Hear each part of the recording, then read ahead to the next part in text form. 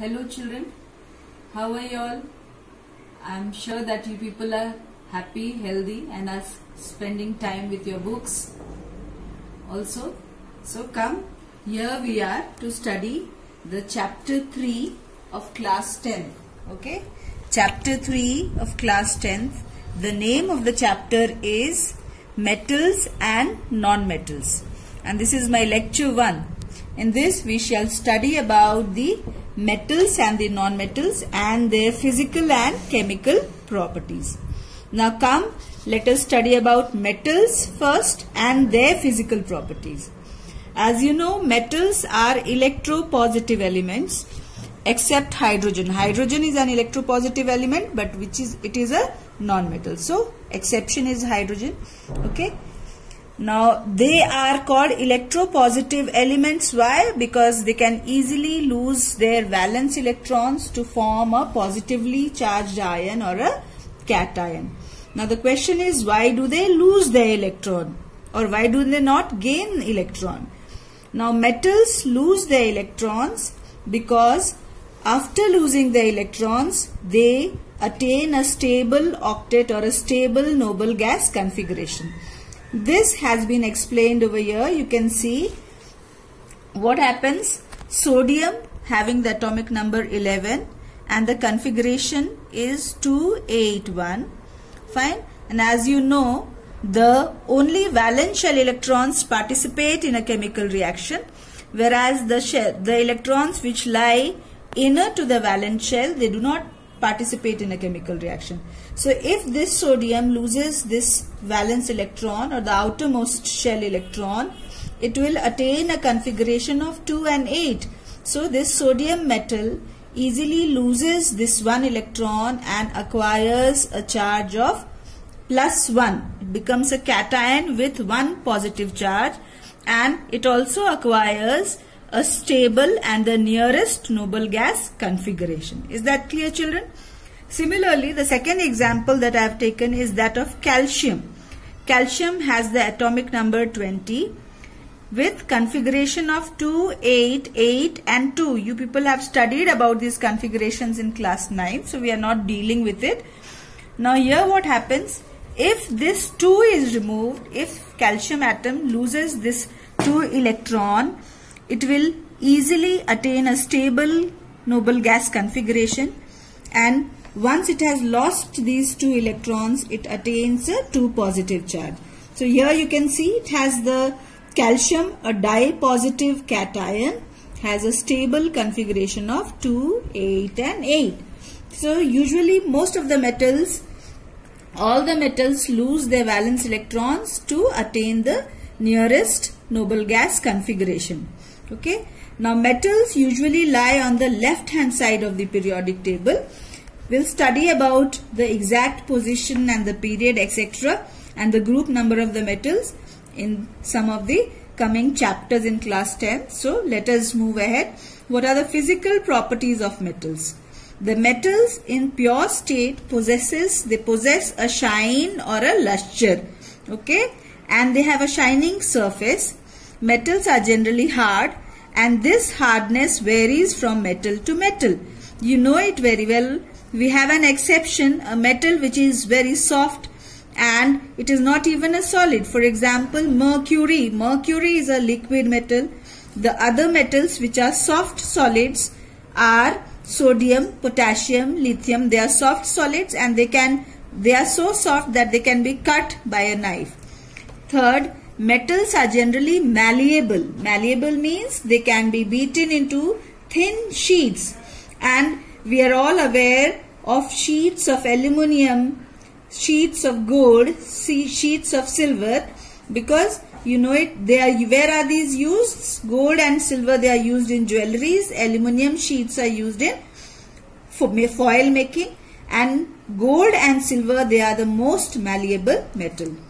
Metals are ductile. That means they can be easily drawn into wires, and as a result you have seen its utility. This property is utilized in making electrical wires. Metals are good conductors of heat and they have high melting point. And that is why the utensils that we use, the broilers that is there in our industries, they are all made up of metals. Silver is the best conducting metal, followed by copper. Okay, and lead and mercury are the metals which are poor conductors of heat. Now here we are having some exceptions. Exception is gallium and cesium. These are the metals which have a low melting point. Next, sixth physical property is that metals are good conductors of electricity, and this conductivity of the electrical conductivity of the metals is in the following order. You can see silver is the most best conductor of electricity, followed by copper, then gold, then aluminium, then tungsten, then mercury.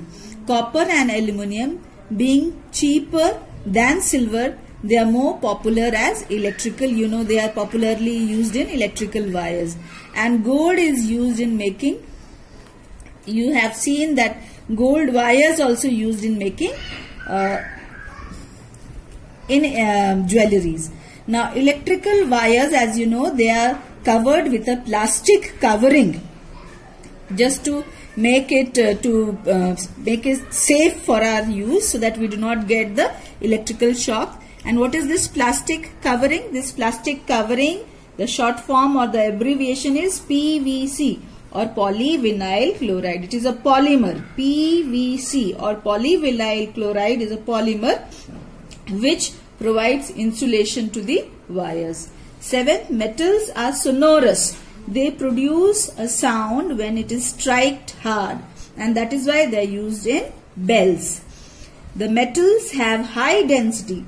The metals have a very high density, okay, because their mass by volume ratio, you know it very well, D is equal to M by V. So mass by volume ratio is very high.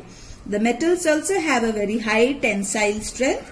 The word tensile strength means load bearing capacity, and that is why in construction industries also you must have seen these metallic wires are used in pulleys to lift up the heavy weights from the ground floor to the topmost floor. Maybe suppose the building is say 20 to 30, they have many floors, 20 to 30 floors. With the help of pulley system, these metallic wires, they lift up the heavy weights.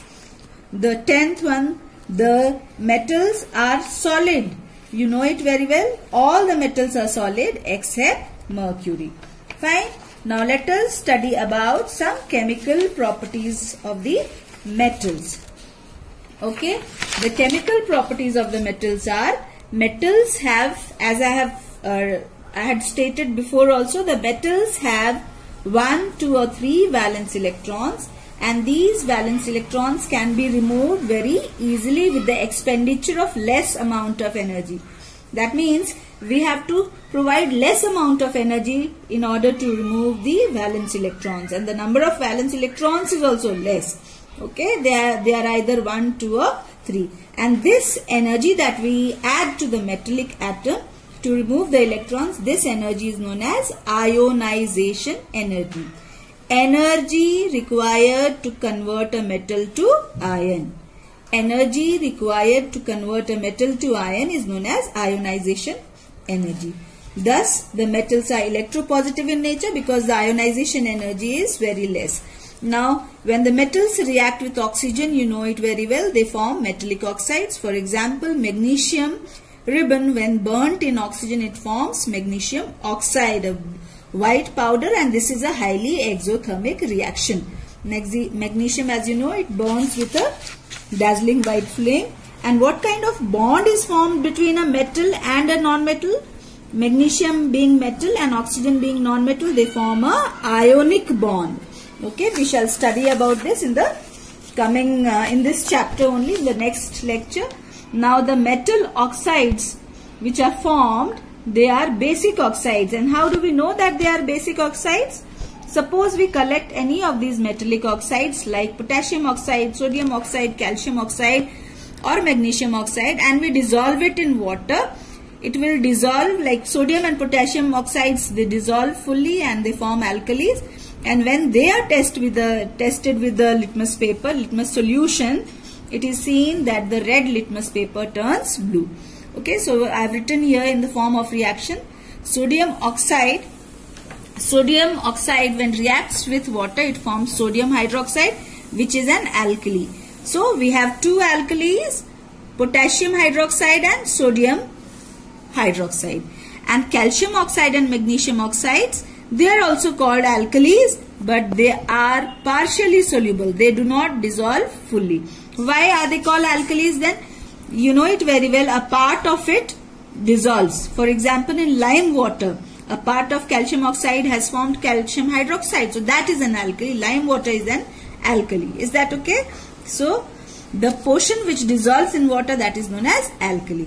Now the basic nature of the metal oxides can also be shown by the following reactions. Because they are basic oxides, they will react with acids to form salt and water. You can see magnesium oxide plus sulfuric acid gives magnesium sulfate and water. Okay, so this is a base, acid gives salt and water. Similarly, suppose we have cupric oxide, you know it very well, it's a black powder. When it reacts with hydrochloric acid, it forms cupric chloride, which is greenish blue in color, and water. Again, cupric oxide is not an alkali, doesn't dissolve in water, but yes, it is a base. Some metallic oxides like aluminum oxide, zinc oxide, PbO or lead oxide, stannous oxide, they react both with acids and bases. Okay, they react with both with acids and alkalis to form salt and water. So such metal oxides which react both with acids and alkalis, they are called amphoteric oxides. So how many, what are the examples? How many amphoteric oxides do we have? We have 4. Aluminum oxide, zinc oxide, lead oxide and tin oxide. They are all amphoteric oxides. Fine. Most reactive metals, usually the metals which lie on the higher topmost part of the reactivity series, they are very reactive. So they react, these more reactive metals, they react vigorously with oxygen. Suppose I try to burn sodium with oxygen. Sodium with oxygen will catch fire, and this will happen. This reaction is very violent. Okay, and it will form sodium oxide. Similarly, potassium with oxygen will form potassium oxide. Sodium burns with a golden yellow flame. Potassium burns with a lilac, or we say light purple flame. Okay, lavender color flame. They catch fire in air also, and thus they are kept under kerosene oil or paraffin wax. Sodium and potassium metals, they are very reactive. We cannot keep them as such open in a container. Why? Because they will start reacting with the atmospheric oxygen. So it has to be immersed in kerosene oil or paraffin wax. Okay. Now moving on to the next metal. Iron does not burn in oxygen. Okay. If you try to burn iron metal or iron fillings in oxygen, it is seen that iron only glows at very high temperature. And what does it form? It forms a mixed oxide. What is the formula of this mixed oxide? Why we say it is a mixed oxide? Because it is an oxide of two different oxidation states of iron. The formula of this is Fe3O4, and the name of this is magnetic oxide of iron or ferroferric oxide, and it is a mixture of FeO, iron plus 2. You can see iron present in the plus 2 state, that is ferrous oxide, and iron Fe2O3, where iron is present in the plus 3 state, or the ferric oxide. So we say ferroferric oxide, so that both the oxidation states are named over here. Copper, on heating in air, it's when copper is heated strongly, it forms a layer of cupric oxide in the form of black powder. Whereas silver, gold and platinum, they do not combine with oxygen even at very high temperatures, and that is the reason why these are the metals which are popularly used in jewelries. Now, what are the use? How can we use how can we make use of reaction of a metal with oxygen to form an oxide. So this can be used in anodizing. The term is anodizing. And what is this anodizing? Anodizing is a process of coating a thick layer of aluminum oxide on aluminum articles to prevent it from corrosion. This can be done by electrolysis of dilute H2SO4 with aluminum article acting as an anode. And oxygen gas is liberated at the anode. This oxygen reacts with aluminum metal to form a thick layer of aluminum oxide or Al2O3. Let me just explain. Anodizing is a process where we convert aluminum metal to Al2O3, and so we are oxidizing aluminum metal. Okay, and why do we call it anodizing? We call it anodizing because this aluminum metal is connected to an electrolytic cell which contains dilute H2SO4, and the aluminum metal or article which has to be anodized, that is made the anode. So you know it very well. During the electrolysis of water, the oxygen gas is liberated at the anode and hydrogen gas is liberated at the cathode. So the oxygen gas which is liberated at the anode, it reacts with aluminum metal to form alumina or Al2O3, and this Al2O3 gradually becomes thick, and as you know, Al2O3 layer is inert. It does not react with the whatever you are cooking. Okay, so anodized utensils are very popular in our country. Okay, they are popularly used by the homemakers to cook food. Now, reaction of metal with water. How do the metals react with water? Metals react with water or steam to form metal hydroxide. Fine. And they also liberate hydrogen gas. Example, sodium and potassium, because they are very reactive, so they react violently and a lot of heat is evolved. The reaction is exothermic. And the hydrogen gas which is evolved, it also catches fire. So this is the reaction. Sodium with water forms sodium hydroxide and hydrogen gas with heat evolved. Similarly, potassium with water forms potassium hydroxide, hydrogen gas, and heat is evolved. Calcium also reacts with water at room temperature. Okay, here we can the calcium can react with water at room temperature, but the reaction is less violent and it does not, the hydrogen gas which is released does not catch fire. So calcium with water forms calcium hydroxide and hydrogen gas. And what happens? This hydrogen gas which is evolved, it sticks to the surface of calcium and in the form of small bubbles, and the calcium starts floating. Okay, so often question comes, why does calcium float when it reacts with water? Why does calcium float? Because the hydrogen gas bubbles stick to the surface of calcium metal and make it light. Okay, next, magnesium reacts with hot water. As you can see, as the reactivity of the metals is decreasing, the temperature of water has to be increased. So magnesium, because it is less reactive as compared to potassium, sodium and calcium, doesn't react with cold water. It has to be reacted with hot water and it will form magnesium hydroxide and hydrogen gas.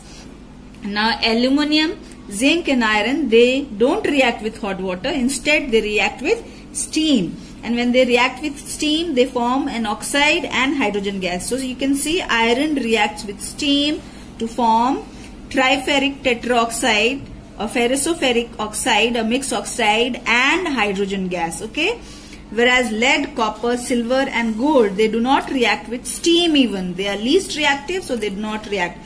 So thus we have the reactivity order. You can see potassium, sodium, calcium, magnesium, aluminium, zinc, iron, lead, copper, silver and gold. Now reaction with dilute acids.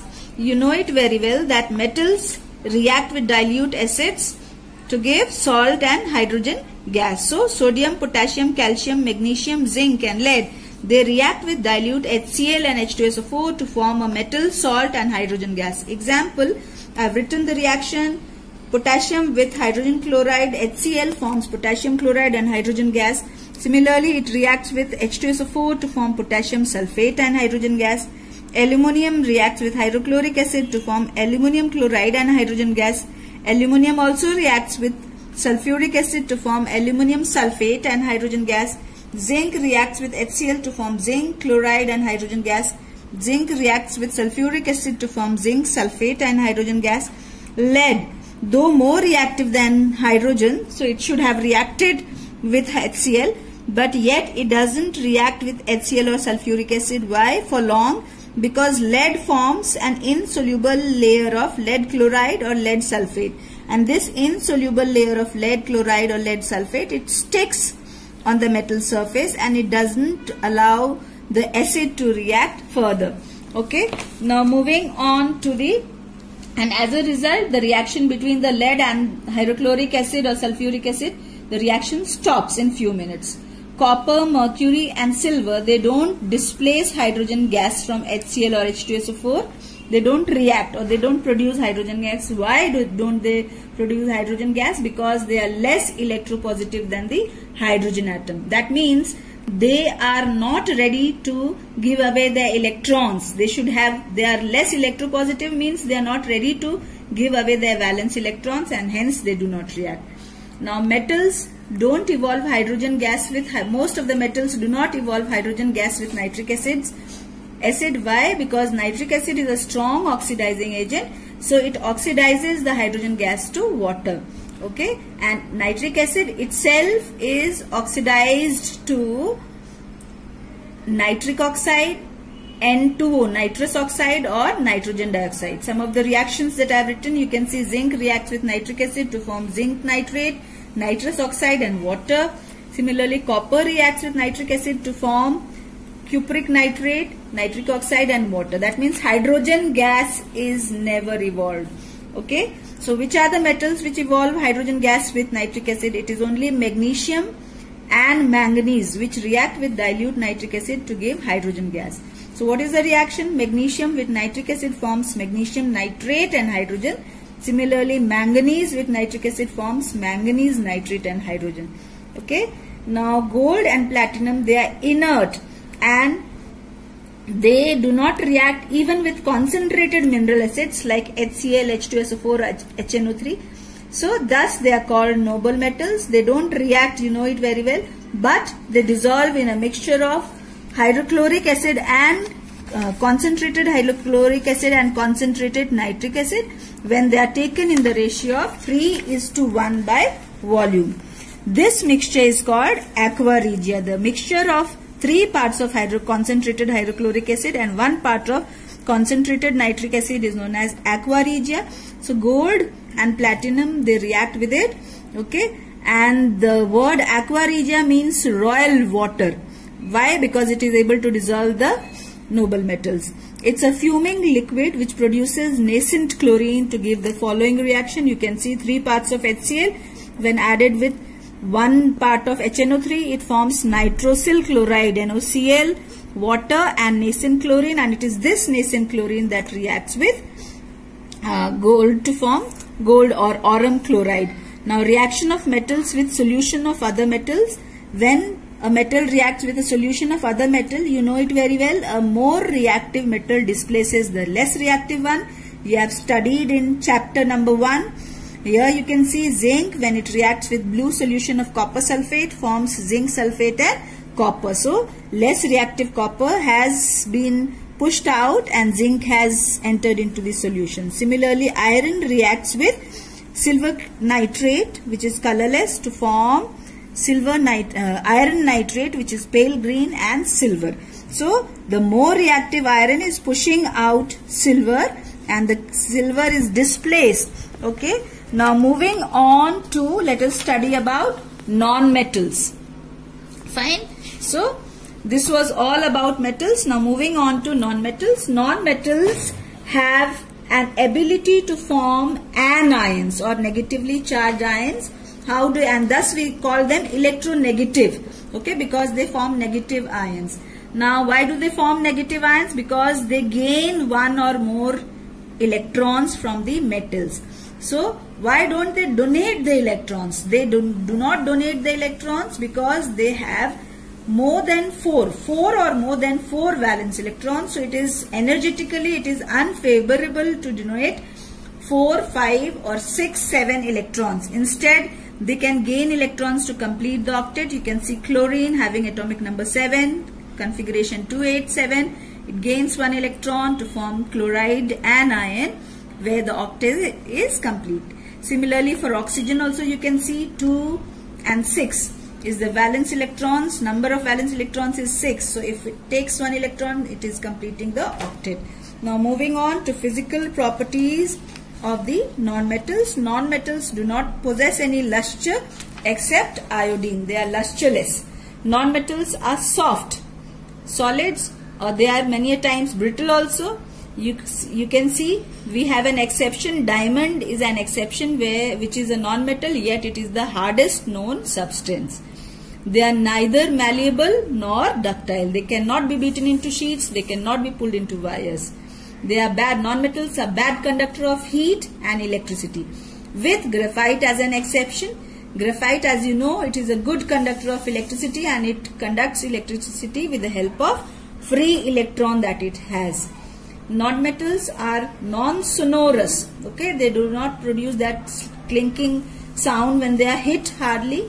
They generally have a low melting point and a low boiling point. We have exceptions: boron, diamond and graphite. These are the non-metals which have high melting point. Non-metals also have low density and low tensile strength. These non-metals exist as solids, liquids and gases both. You can see solid non-metal, diamond, sulfur, phosphorus, graphite, etc. Liquid non-metal is bromine, and gaseous non-metal, you are aware of the gases. Okay. Now how do we distinguish between a metal and a non-metal chemically? How can we find out whether a substance is metal or a non-metal? So metals like magnesium ribbon, when ignited, it forms a ash of magnesium oxide, and this, when dissolved in water and tested, it turns blue litmus paper. Magnesium oxide being basic in nature, it turns a red litmus paper to blue, showing the basic nature. Whereas non-metal like sulfur powder, when it is ignited in air, it gives a pungent smelling gas, sulfur dioxide, and this sulfur dioxide is acidic in nature. And how can we prove that? If we bring a moist litmus paper near it, you will see that the blue litmus paper turns to red, showing the acidic nature. Okay. Now let us study about some of the properties of non-metals. Here they are chemical properties of non-metals. Non-metals are electronegative elements and can easily accept electrons to form anions. Fine. And they form anions and they complete their octet. They may complete their octet even by sharing of electrons. So they can complete their octet by accepting electrons or by sharing electrons. They are good oxidants. They oxidize others and themselves they are reduced. Okay. During electrolysis, remember, the non-metals are always discharged at the anode. Okay. We have just studied about anodizing. There oxygen was discharged at the anode. Hydrogen is the only non-metal which is discharged at the cathode. Now how do the non-metals react with oxygen? The non-metals burn in oxygen to form acidic oxides or neutral oxide. For example, carbon burnt in oxygen to form carbon dioxide, which is acidic in nature. Sulfur burns in oxygen to form sulfur dioxide, which is again acidic in nature. Carbon burns with oxygen to form carbon monoxide also. When the oxygen supply is limited, it forms carbon monoxide, and this is neutral in nature. Hydrogen gas burns with oxygen to form water, which is again neutral in nature.